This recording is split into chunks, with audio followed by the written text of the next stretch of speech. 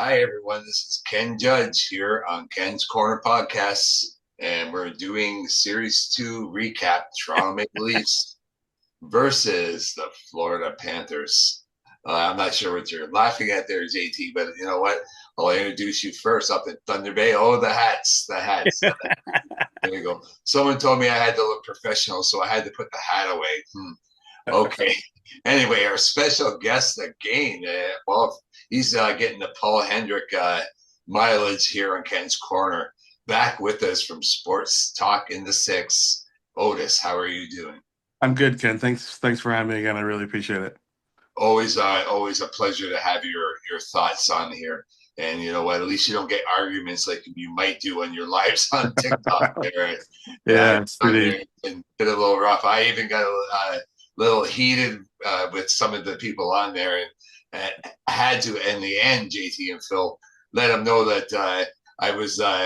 I'm sorry for my outburst, but it is what it is, and it is playoff time. JT up in Thunder Bay, how you doing, JT? We're doing good. Weather's beautiful. Spring is here. Yeah, definitely. No snow in Thunder Bay. That's a telling point of summer. 28 degrees today. Well, that's beautiful. Oh, that's Phil, nice. parts unknown. How you doing, Phil? I'm doing well, guys. I'm doing better than the Leafs lately, so let's get this thing on the road. Well, I don't know if it's the Leafs more than maybe the Leaf fans who aren't doing so good today. But doom and gloom is back in the city. You know what? We're gonna just quickly recap Game 1, Game 2. Game 1, of course, that was when Anthony Stolarz took that not call elbow to the head, and I don't care what anyone says, that was blatant, and that's my opinion. But Otis, we're going to start with you, and you can just run us through what you saw in Game 1, if you can remember that far back.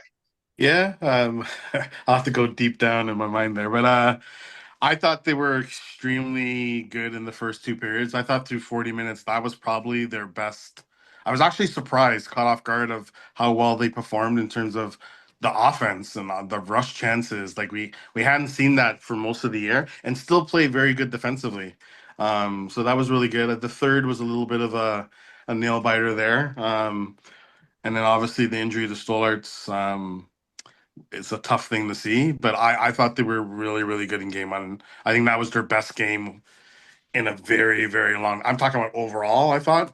And then to defend the lead and everything too is pretty key too. Like for Florida to come back, for them to kind of keep their wits with them and still get that big goal by Matthew Nyes, was huge. So game one, I thought they were really good. Yeah, and I think William Nylander was really good in that game. I Yeah. think 2 goals and assists. Yeah, So, that one goal, he's been dynamic the whole playoff, but yeah. yeah, thank you. JT, were you white knuckling it, knowing that Anthony Stolarz was not in that net for Game 2? I imagine you had just the same reaction to that eye-seeing goal from Marner to win that game. You actually watched the replay on that goal of Marner's. He flipped that puck up flat on the blade of his stick and threw it as a knuckleball. That was intentional. If you go back and replay and watch that, it's amazing how he flung it. He intentionally flipped it up sideways and did the old Mighty Ducks slap shot there. Right? Knuckle puck. The knuckle puck, yeah. So, but yeah, no, I wasn't too concerned. I'll be honest with Woll. I honestly think we do have a 1A, 1B. I think Woll just needs to get his legs back to him. He sat too long. He sat out for too long, and he got a little rusty. And yeah, I'm fine with him being where he is. I'd rather have Stolarz, obviously, but because he is our 1A. But I'm happy with the 1B. Yeah. Okay, thank you. Phil, we moved to Florida. I'm sorry you get the dastardly deal of dealing with that game. Was that just a game of bounces? Like, come on, there was maybe 2 or 3 that I think went off of Riley alone. Yeah, you know what? The game happens quickly out there. You know what I mean? Bounces happen. The puck is moving so quickly. You try to make a play on it, you end up deflecting it into your own net. It's not like he full out like slap shotted it like we had a defenseman do for us once before in Buffalo. So I mean, stuff happens very quickly. The fact of the matter is that we also got our bounces. Riley, although in the end it didn't work out our way, he had a fantastic game. We were one shot away from taking a 3-0 lead, and it took a crappy Brad Marchand bouncing puck deflected off of how many people to go up and over Wall. Yeah. You know what I mean? Like if at that point, if we had done a recap and you had said, okay, you know what I mean, we're up 2-1 after an overtime loss in Florida in 3 games, you know what I mean? Like, yeah, okay, I'm okay with that. Yeah, a lot of people said this was going to go 6 or 7, so we got to expect to lose one of those or 2 of those games to the defending champions. Now that brings us to the next game, and I want to talk about Otis, about that goal. I thought it was like a football tackle into Woll that pushed everyone deep into the net, and they call it a goal. What the heck was going on in that play? Yeah, I was surprised. I know Berube, to me, it looked like it's goaltender. Like, I get it, but it's kind of goaltender interference because when I think it was, forget who scored the goal. Reinhardt, I think. Reinhardt, yeah. The Reinhardt stick kind of pushed the puck, but it also pushed Wool into the net. It's a tough play for Berube to try to challenge that, and he loses it. The goal scores, and then they're on the power play. So I kind of understand why he didn't do it, but I thought it was kind of goaltender interference. But Yeah, I believe that was game 3. Am I not right?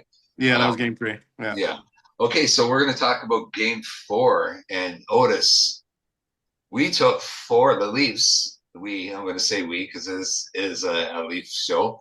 The Leafs took 4 penalties in that first period, and we successfully killed off those 3. But you had to thought that when we got that 4th in a row without even getting one back, that they're going to find a way to score in that late in that first period.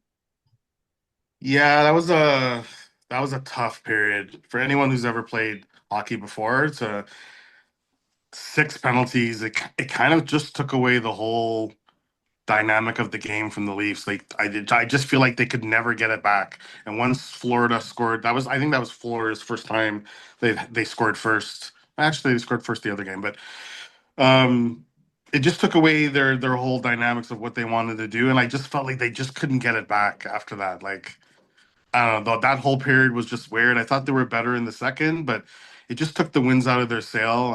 I thought they did a good job killing off majority of them, but you can't give up 4 penalties in the first period and think that you're going to get away with it. And it actually came back to haunt them. So yeah, 8 in the game in total. Yeah. But that's beside the point. JT, with the fact that we only had 12 shots at the end of the second period, was that due to the many, many penalties, or like Otis has just attested to, is that just got us off our game? The Leafs were off their game because of the amount of penalties they were taking, and that's why our shots were down. So Otis is bang on with that. It's when you running a bench, I can say when you are killing penalties, you're running 4-on-4s, everything's special team. None of your lines are rolling the way they need to roll. Everything becomes discombobulated. So because you have a PK unit, you have PP units, you have a 4-4 unit, you have different units for everything, but there's no continuity amongst it. You're not rolling your lines. We all know Berube is a line roller. He likes to roll 4 lines. He wants a team with 4 lines that he can roll out. He doesn't have to think a whole lot about line matching and stuff like that. Just roll them. When you start getting into that many penalties and that many kills, and you got guys who normally run the PK or in the box, it just becomes a bit of a shit show. And then now lines get all jumbled up because when that guy comes out of the box, he's on with 2 different people. So when they finally come back for a line change, you can't put those 2 guys out with their other winger because they're gassed. You can't put him out with his centerman and his winger because they're gassed. So now you're down to 2 lines. Right? It becomes a mess. And I think that just threw a big wrench into a lot of stuff. Yeah. And you know what? The fact that we're only down 1 with only getting those 5 shots in that first period. You know what? I still had high hopes moving forward in that game.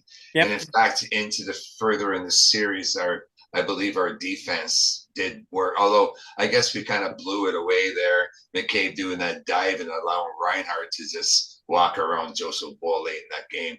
Phil, my question to you, we're down to best of 2 or 3, 2 out of 3 and we have home ice advantage. Is that a factor in what moving forward, or is it time for doom and gloom that I'm hearing mostly throughout the media world in Toronto? Oh, well, Toronto media. We've all got some things that we'd like to say about them, right? They love putting this out there for the fans to just fester over, and we got a 2-day break that they can sit there and they can spew all these negative stats about Matthews not scoring. Kyprios again goes off and says that Matthews just can't raise his game to another level in the playoffs, unlike everybody on Florida. And it's absolutely ridiculous. Fact of the matter is that we played an entire 82 game season to get home ice advantage. Now we're in a situation that it's going to matter big time. And we got 2 out of the next 3 games, if it goes that far, that we have home ice advantage. So let's use it to our advantage. Exactly what it is. You've got the last line match. Berube can control that a little bit better. But like the other guys just said about the penalty kill, when you've got that many penalty minutes and you have Nylander sitting on the bench because he doesn't kill penalties, you've got Tavares sitting on the bench because he doesn't kill penalties, you've got McMahon, you've got all these guys sitting there going cold and then expect, okay, the penalties are over, go out there and get all these rushes. They don't have their legs under them. And you know what, like other times in the playoffs and earlier games in this series, maybe there was some soft calls. Maybe the Domi cross check on Marchand really was phantom. I didn't see it, but all the calls last night were penalties. Yeah. Like you high sticked people in the face in front of the ref. Like you tripped people. Like it was evident. Like you can't do that. There was probably another 5 that should have been called on top of that in my opinion, but that's the problem for me. My next question is for you, Otis, and what I want to know is the scrum. Obviously, you've seen the scrum at the end of the game where Domi picks up a $5,000 fine for that hit to Barkov from behind, which ensued into a fairly major scrum of face washing and message sending in my mind. Is that how you feel about that?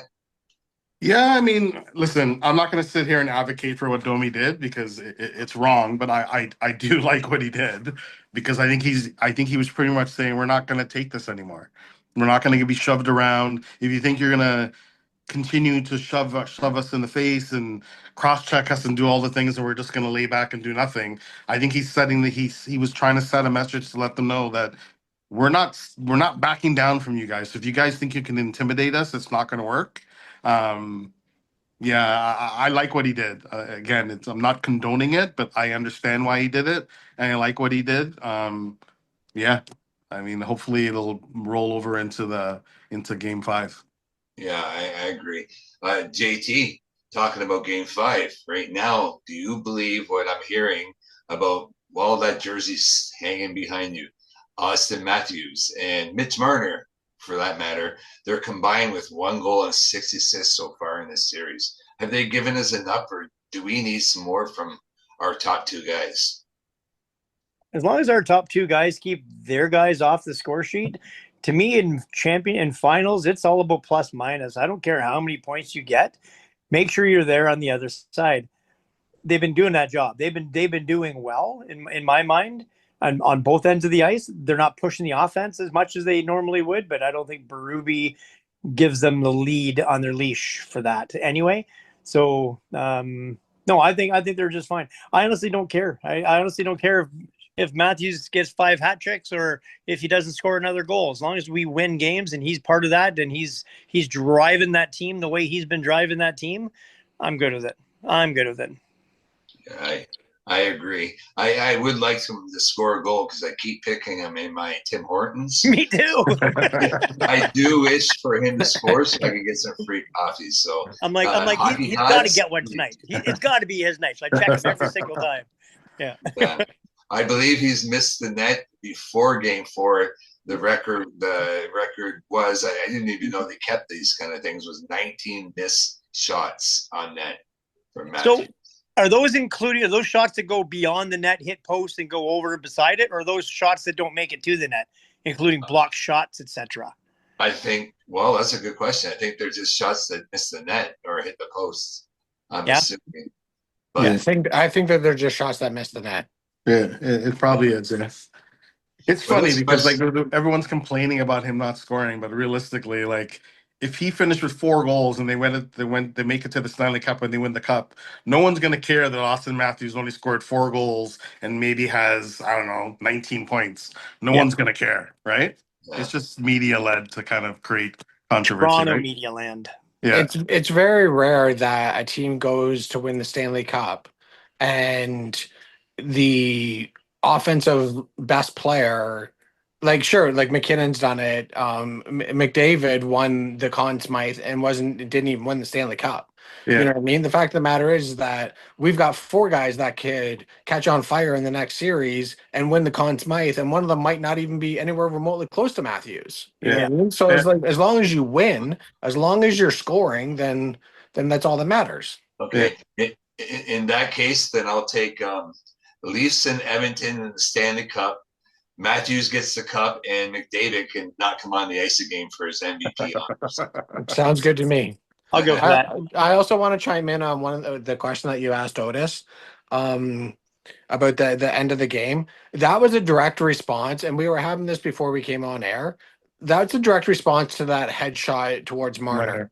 Yeah. That's a response to the flying elbow that Ekblad gave Woll in game 2. That's a response to the slashes behind the ref's back that Kachuk trying to take out Marner up against the boards, came flying in elbow high, missed him at the end of the game, turned around, slashed him, tried to slew foot him.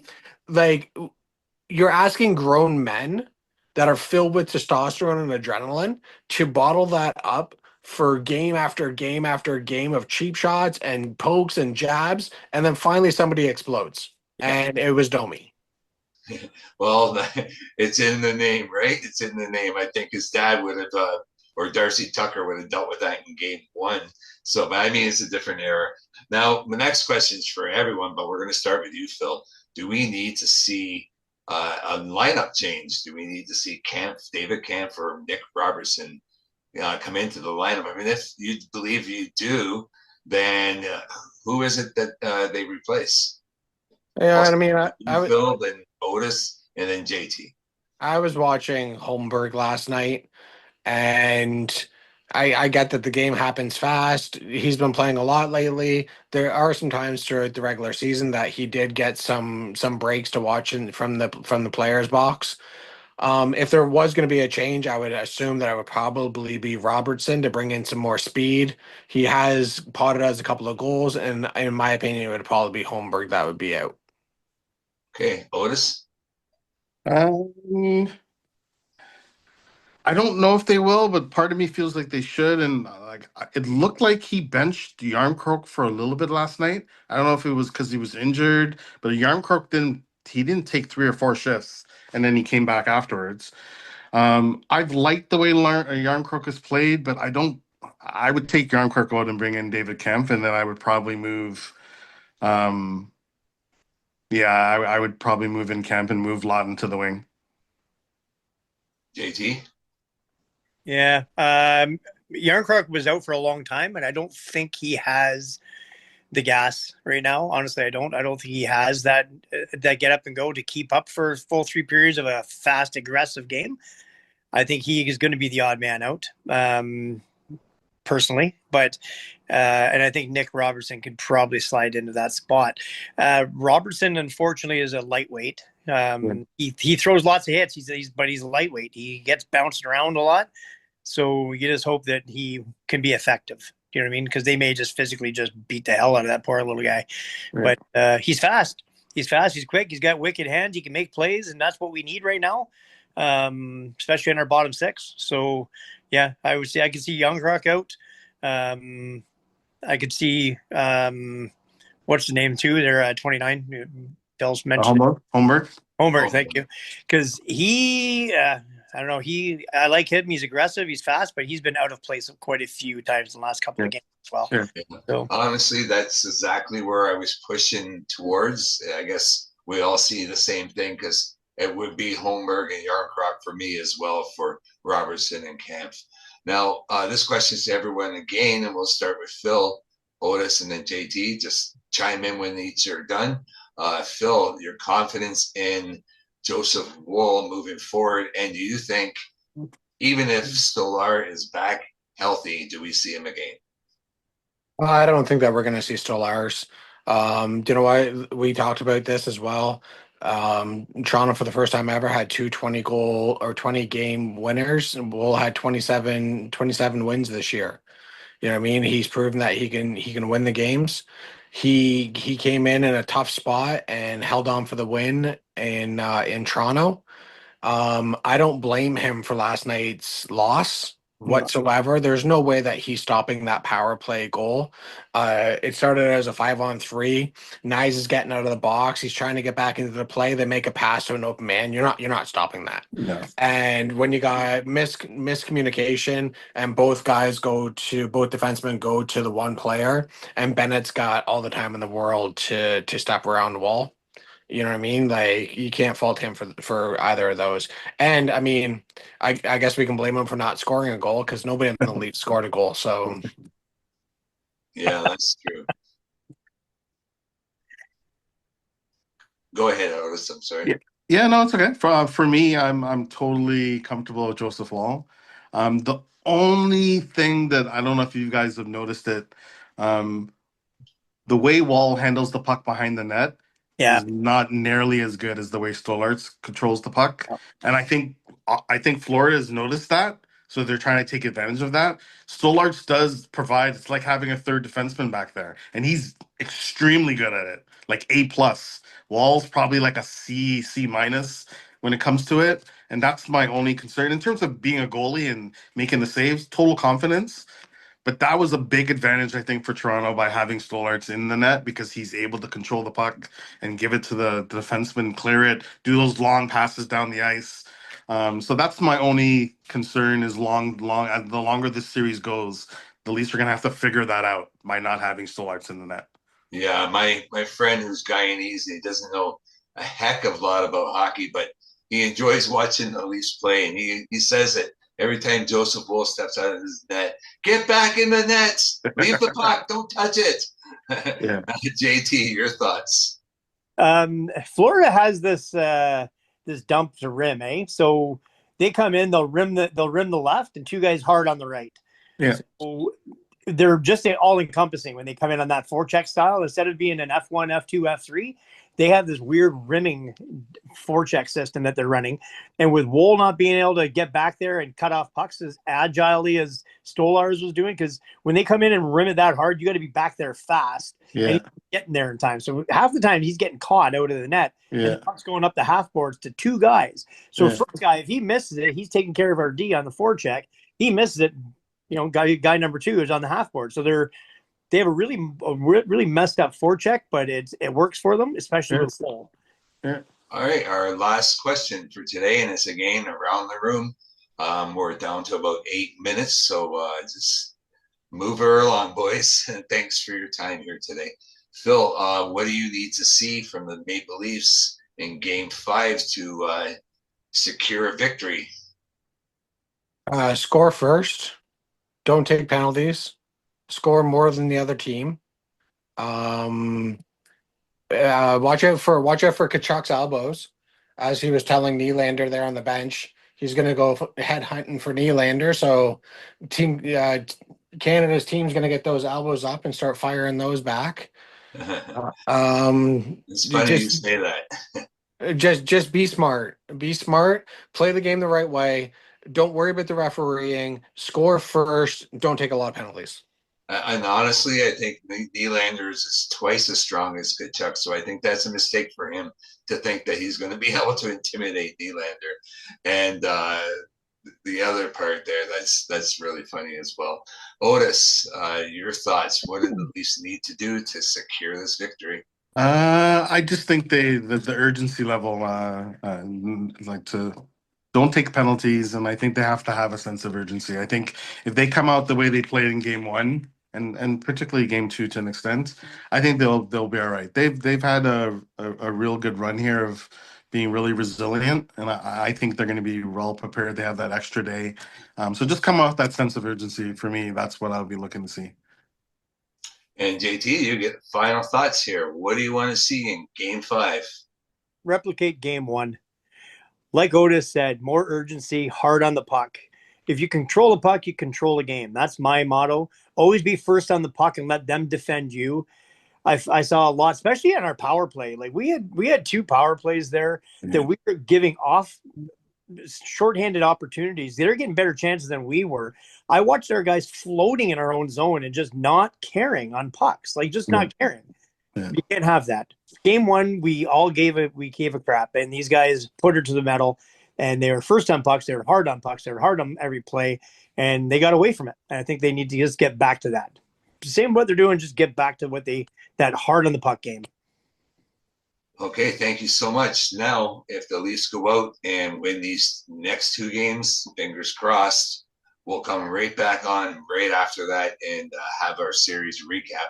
Otherwise, we'll wait until the last game after Game 7. And we'll come on and talk about hopefully Series 3 and moving forward.